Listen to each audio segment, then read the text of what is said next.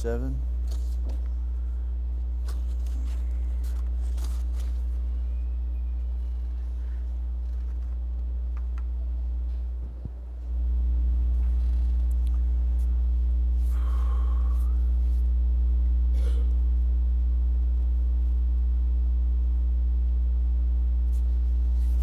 Thank you, Jerry, for those reminders. Ecclesiastes chapter 7. This morning we're going to read starting in verse 5 down through verse 14.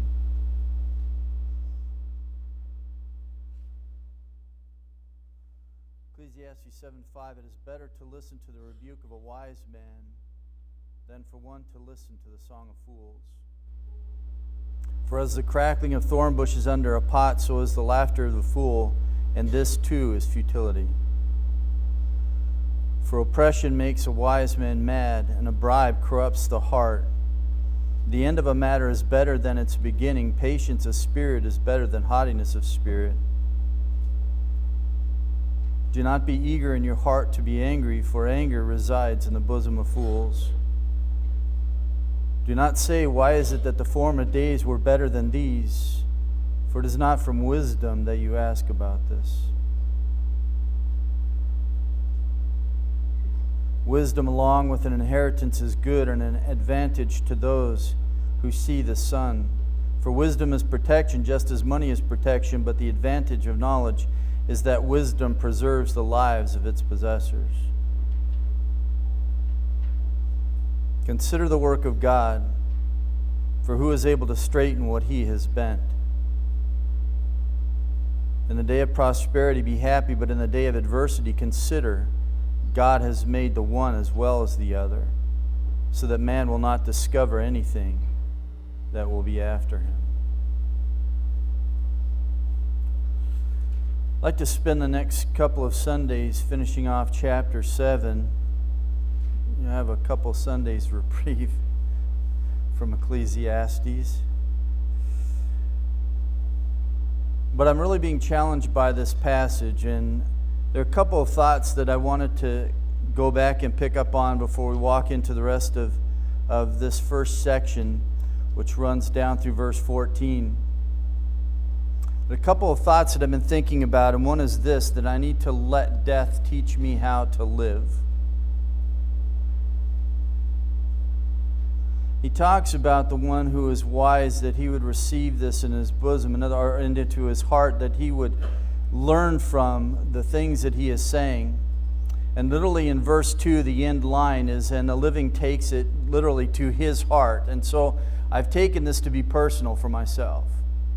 Whatever you do with it, you do with it. But for me, these are things that I have pondered on this last week and considered in regards to my own life, that I need to let death teach me how to live my life. Seems like a rather odd principle in saying that he gives us, but it is very truthful. And Solomon explains the fact that death is the end of every man. We all are going to face it. We can't avoid it. It's a reality of the fall. It's a reality of what lays ahead for all of us. The question is whether or not we're going to take this to heart and learn something from this reality. I mentioned that young man who said to me that, Steve, there'll always be cops and gangsters, and in the end, we all die. Now, he didn't realize the impact of what he said to me, but it gave me opportunity to share the gospel, because there were a couple things that he laid out for me, and one is the acknowledgement of the fact that there is death, and we all die. It's the consequence of the fall, the certainty of the fact that we will all face that. The other thing that he gave me was the fact that he acknowledged that there are good guys and bad guys. There is good and evil. We live in a moral universe. And the good comes first, because there must be a standard of which there's a violation. So therefore, the good, the righteous, is going to win in the end.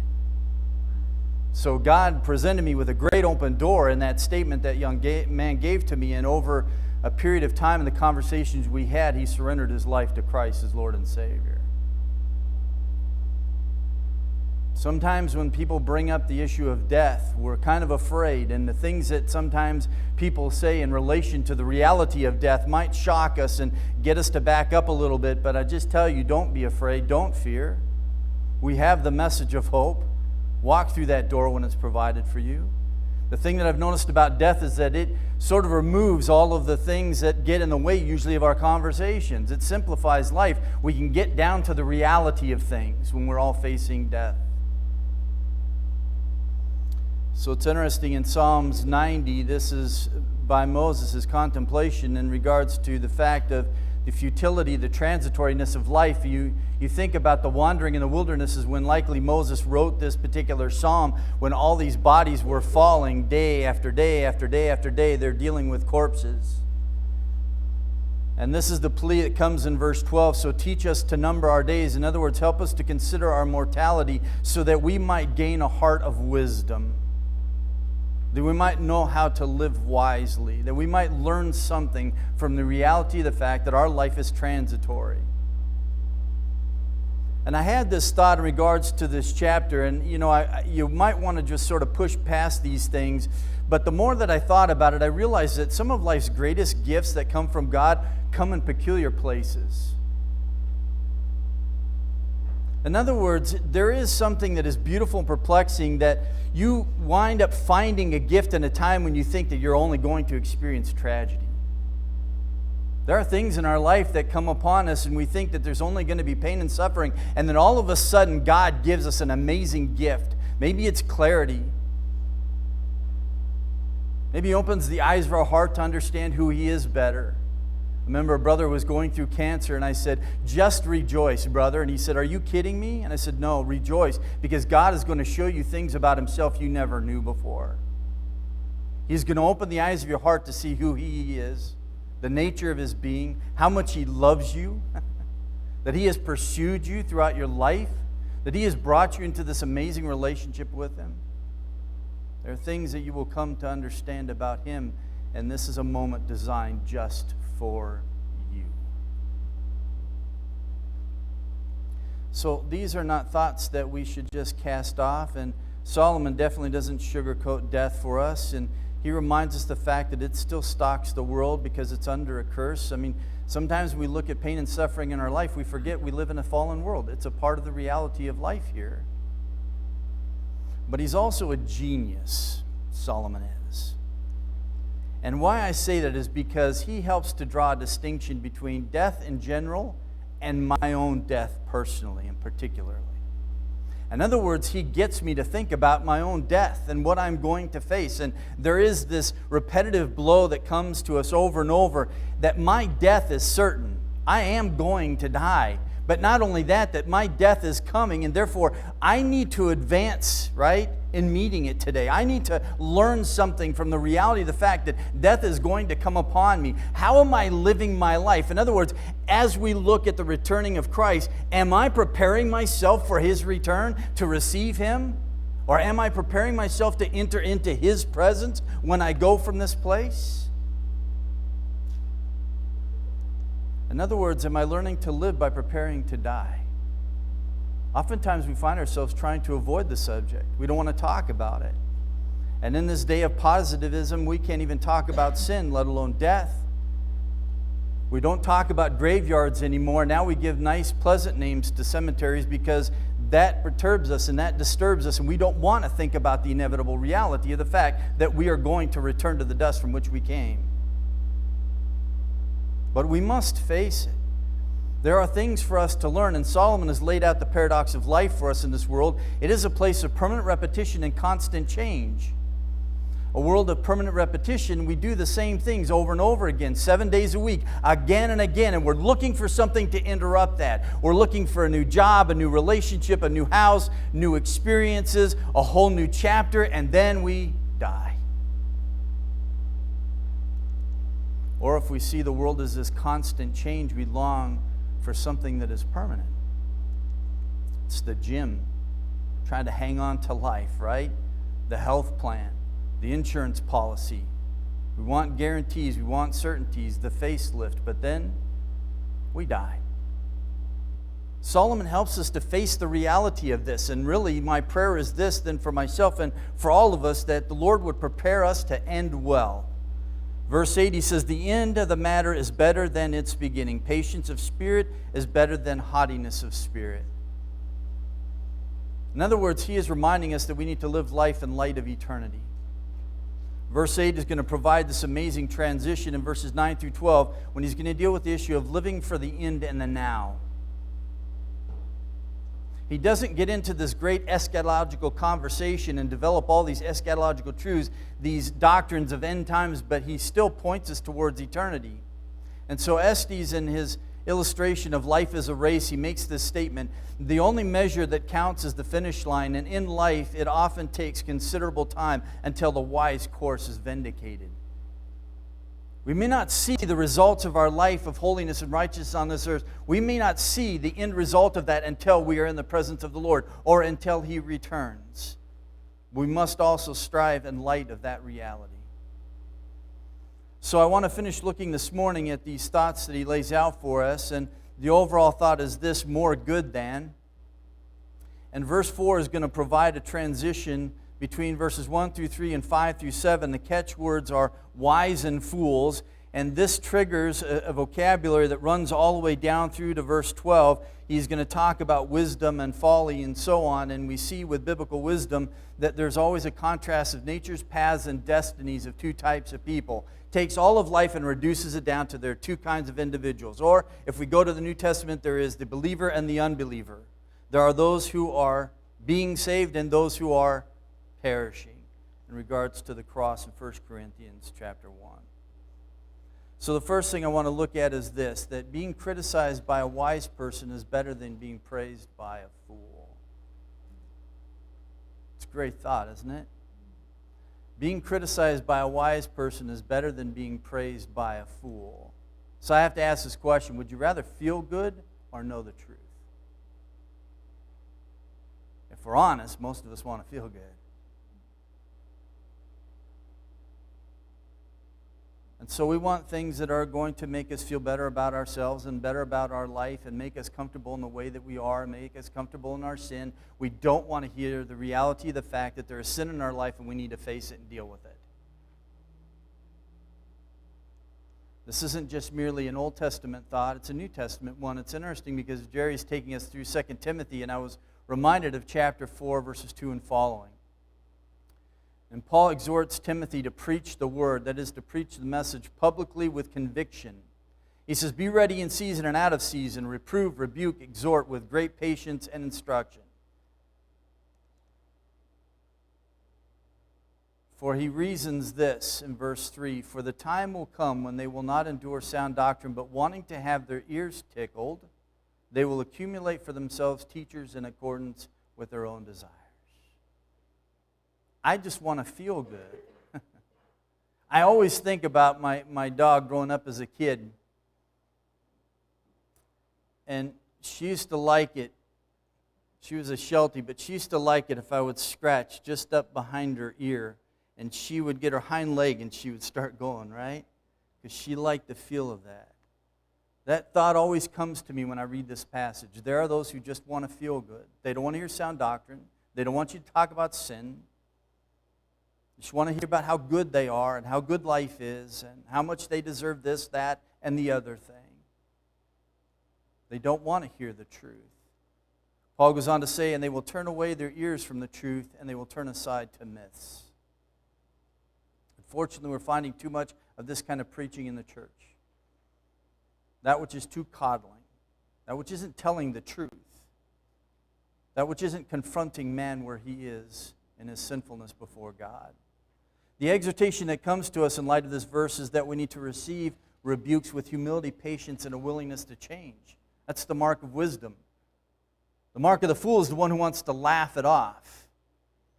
Proverbs, Solomon writes this in chapter 12, verse 1, the one who loves discipline loves knowledge, but the one who hates reproof is stupid. I know we teach our kids not to say that word, but it's in the Bible, so there it is.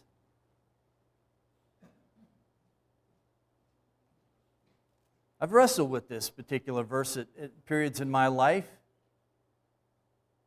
I say that I love knowledge and I want to know and grow, but at the same time, I don't want to be told that I do things wrong.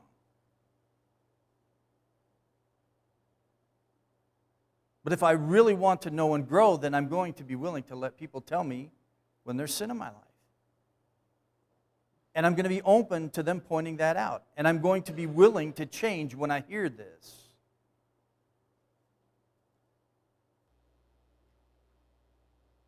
And kids are great at pointing out your hypocrisies in life and your shortcomings. Solomon also tells us in Proverbs 27:6, he says, "Faithful are the wounds of a friend, but the kisses of an enemy are deceitful." Doesn't it rankle you when someone tries to come and compliment you and you know they really don't mean it when they're doing it? Irritates me. There are those who prefer foolish humor, shrug off a rebuke, and excuse bad behavior and poor attitudes. Sometimes we do this. Something happens and something in our nature is being confronted, and we know that there's a particular sin in our life that's being highlighted, and we want to just laugh it off. We want to minimalize it. We want to pass it off because we don't want to face it or deal with it.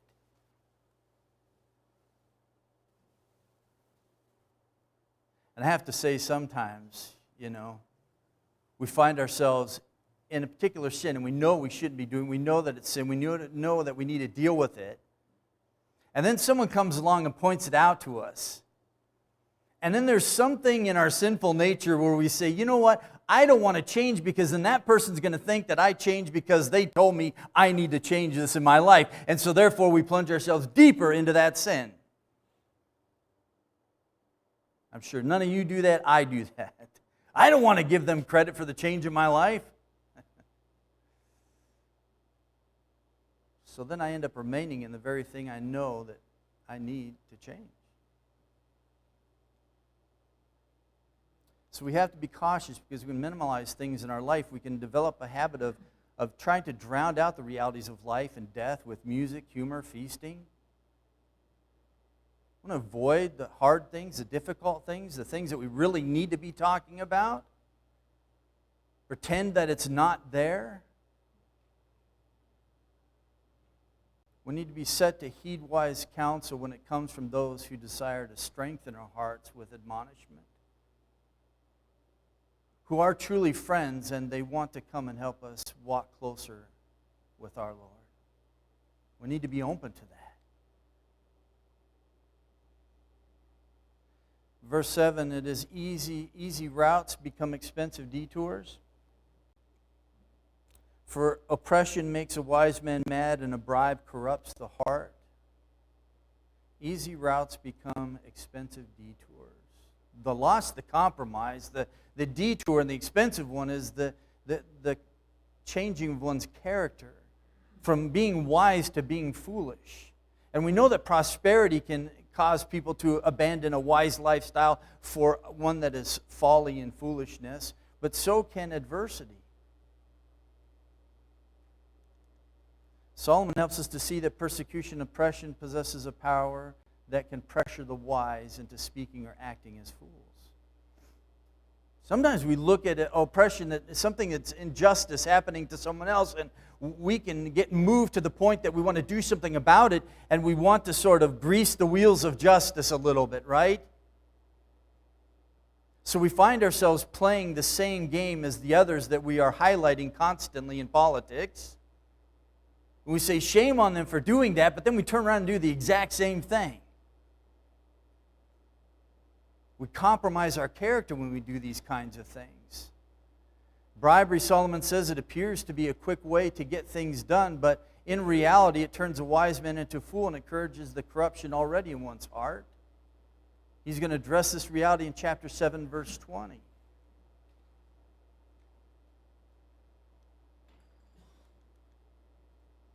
So the exhortation to us that comes then as he links these verses together for us in these Proverbs, it's far better to wait patiently and humbly for God to work out His will than we get angry and demand it our own way. Sometimes we can't wait for God to do what He's going to do, and we see things happening, we want to move things along. And we want to move the hand of God, and so we think, I've got to do something about this. And sometimes we need to sit back and wait and see what God is going to do.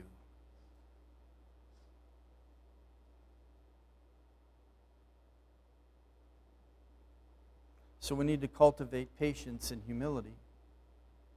I think about Joseph, right? Began as a slave and ended up a prince. Does the right thing, runs from Potiphar's wife, winds up in jail. Where's the payoff, God, for doing the right thing? But I'm reminded by Solomon here that oftentimes in our life we're only looking to the short game. God's looking to the long game. And so therefore we have to be careful, because sometimes we look at situations in life, even adverse ones we know where there's injustice, and we want to try and speed things along and make things happen when we really just need to wait and see what God's going to do. So like Joseph, we just need to thrive where we are. Whether you're in Potiphar's house or whether you're in jail, there's no indication that he bespoke against the name of God or that he acted unwisely in any way. He just thrived wherever he was and entrusted himself to a sovereign God. Well, what about David? When he knew he was anointed as God's choosing, right? But he still knew that Saul was king, but he knew he was going to become king, but he wasn't going to take it upon himself to remove Saul and put himself in Saul's place. So what does he do? He runs and hides, and he lives in caves, and he does all of these things, right? Waiting for God to make the move. How many times we get impatient with our situation? We want to see something happen now.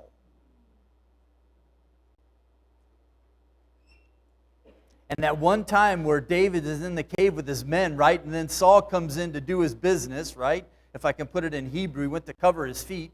And so he's in there doing his business, and David cuts off a little fringe of his cloak. And he was moved by the fact that he did that. He felt so guilty for doing that.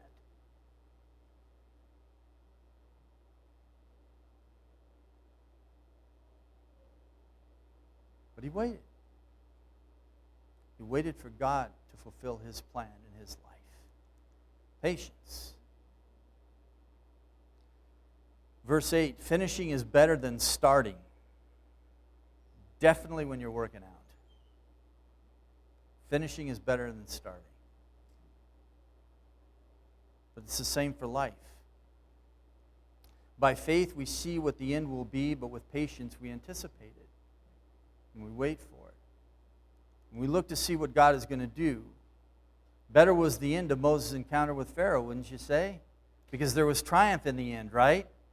But there was a process that went on before this final deliverance of the nation of Israel out of Egypt, out of the house of slaves. Before they were taken out of there, they had to go through this process of waiting. And so the beginning part of it, well, what came with that was abusiveness. So Moses says, I've come by God, He sent me to deliver you, but guess what? You're going to go through some stuff before we have the final triumph.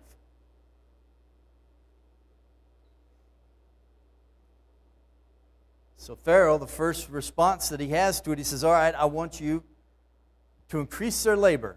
Provide no more straw for them, but they still must make the same quota of bricks every single day. But now they have to go get the straw for themselves and make the bricks.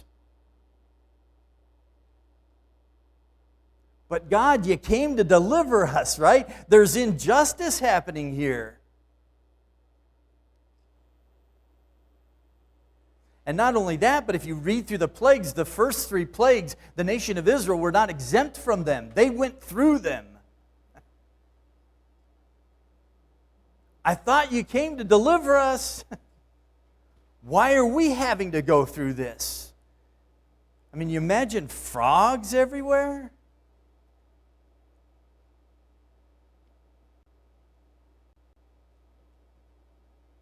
And then the final one, they were only exempt if they applied the blood properly as God told them to.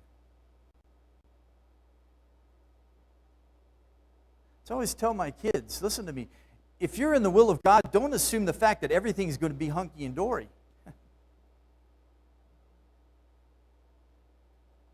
Because oftentimes we're in the will of God and we're still suffering. Therefore, we have something to learn. So linking verses 8 and 9 together, the second part, patience is better than pride and anger. Literally, he says this in the second part of verse 8, better is the length of spirit, patient endurance. It's like the Greek word macrothumia. It is to be long-suffering, and I love that translation of the word. Macrothumia, long-suffering. In other words, not short-suffering, long-suffering. In other words, you have great patience, and it just keeps stretching even further. But you look at oftentimes in our life, when things are happening in our life, right? We have short suffering. So this is a lengthy spirit. This is patient endurance, as opposed to a height of spirit. This is a haughty spirit. In other words, the exhortation is to patience and humility. The catchword spirit here is what links verses 8 and 9 together. And unfortunately, even in NASB, they translate the first part of verse 9, do not be eager in your heart to be angry. Literally, is do not be eager in your spirit to be angry. And so that's the catchword that links these verses together. In other words, anger can find fuel for its fire in impatience and pride. Isn't that what happens sometimes when we're in a difficult situation in our life? We think we deserve better. Pride. God's chief end in everything is that I be happy, not His glory. Pride. So because I think I deserve better, then I become impatient when I'm not made happy. Or if we're like the fool, we seek pleasure in life and we seek happiness in life and we want these things. And then when adversity comes and difficult times come and suffering comes, then I think I deserve better than this, and therefore I get very impatient with God when I have to sit and deal with this for very long.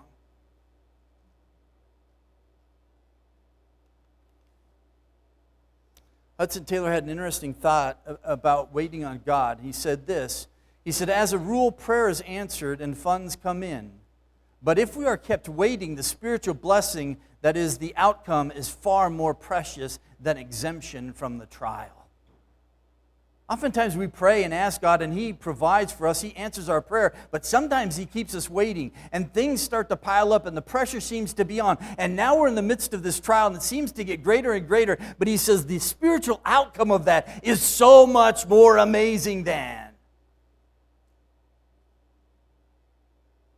And this was a man who learned how to live a life of faith.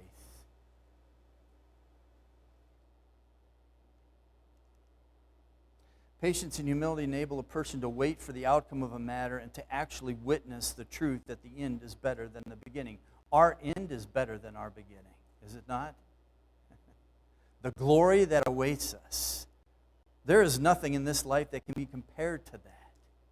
There's no analogy, no illustration. I remember some guy tried to describe to us in preaching class in seminary, tried to describe to us the amazingness of heaven, and he compared it to playing at Pebble Beach. So the professor of the class stopped him in the middle of a sermon. He goes, are you going to try and liken heaven to playing Pebble Beach? You really going to go there?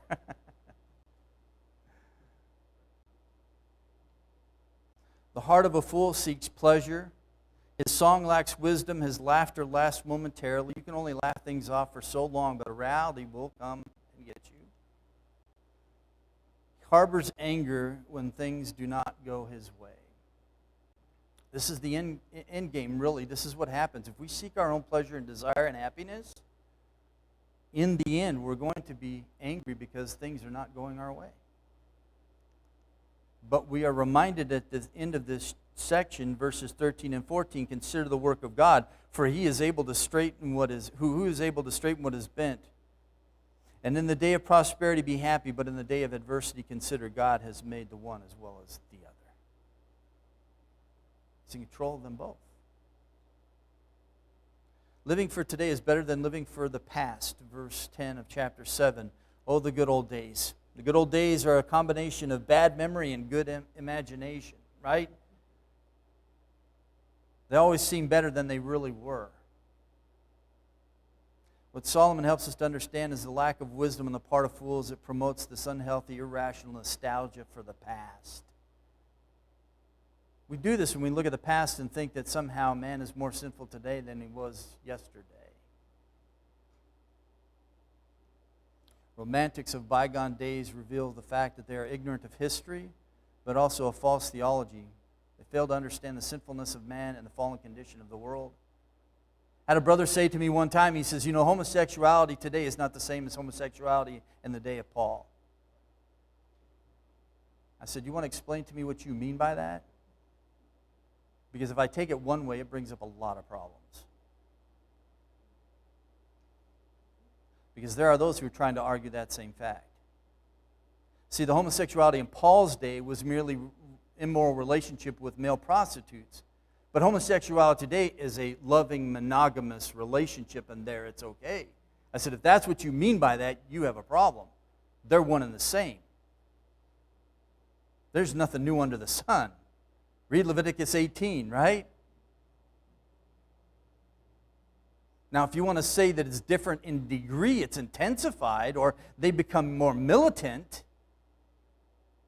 it's a possibility. But to somehow suggest that in days past man was less sinful than he is today, it's not true at all. We just know about it. Man was doing these things long ago. From the time of the fall on, he has always done these things. There's nothing new under the sun. So don't live in the past, but decide to live for today. This doesn't mean that we shouldn't learn from the past. Paul does this. Remember who you once were, but remember now this is who you are. Doesn't mean that we shouldn't prepare for the future. What it means is that we must live today in the will of God. Not be paralyzed by yesterday, nor hypnotized by tomorrow.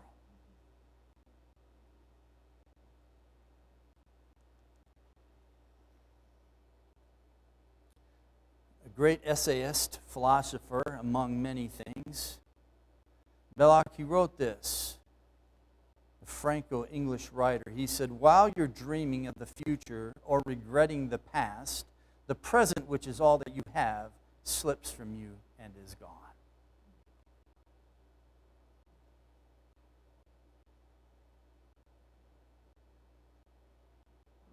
We have a tendency sometimes, and it's interesting, I started thinking about this in Philippians 3, Paul says, forgetting what lies behind. Sometimes we think that's only reference to the bad things. That's also the good things. Sometimes in our life we live in the things that we did in the past. Oh, remember when we served the Lord this way? But you're not doing it now.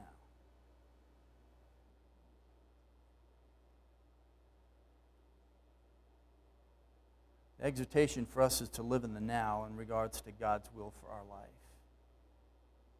3 last thoughts I'll leave you to ponder. We'll come back and look at these next Sunday. Wisdom is better than wealth.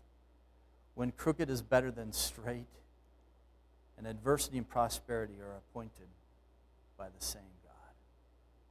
May God help us to learn from the principles that Solomon lays out here. There's much spiritual truth here, so don't rush past it. It might be uncomfortable, but there are amazing lessons for us to learn from.